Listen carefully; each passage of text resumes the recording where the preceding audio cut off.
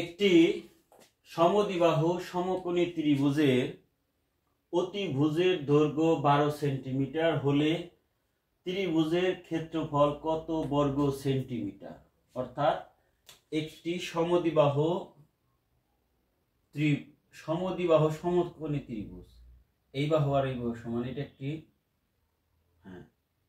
সমদ্বিবাহু সমকোণী ত্রিভুজ, এই বাহু আর এই বাহু সমান, এটাও ত্রিভুজ, এটা এক সমকোণ। এই ত্রিভুজের ক্ষেত্রফল চাওয়া হয়েছে, এটা দেওয়া আছে 12,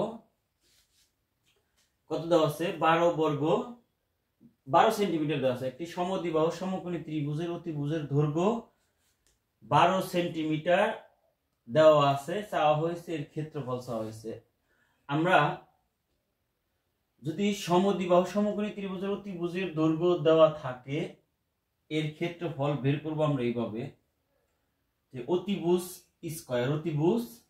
স্কয়ার ভাগ হচ্ছে 4। আবার বলি, সমদ্বিবাহু সমকোণী ত্রিভুজের অতিভুজের দৈর্ঘ্য দেওয়া থাকলে ক্ষেত্রফলের সূত্র হচ্ছে, বের করার সূত্র কি, অতিভুজ স্কয়ার ভাগ 4, অতিভুজ স্কয়ার। সমদ্বিবাহু সমকোণী ত্রিভুজের ক্ষেত্রফল অতিভুজ যদি দেওয়া থাকে, সেই ক্ষেত্রে অতিভুজ স্কয়ার ভাগ হচ্ছে 4, অতিভুজ স্কয়ার ভাগ 4। তাহলে এখানে ক্যালকুলেশন করলে কি হবে, 12 স্কয়ার মানে কি 12 গুণন 12 নিচে 4, 3 4 12, 3 12 36। আমার উত্তর হবে 36। Thanks for watching.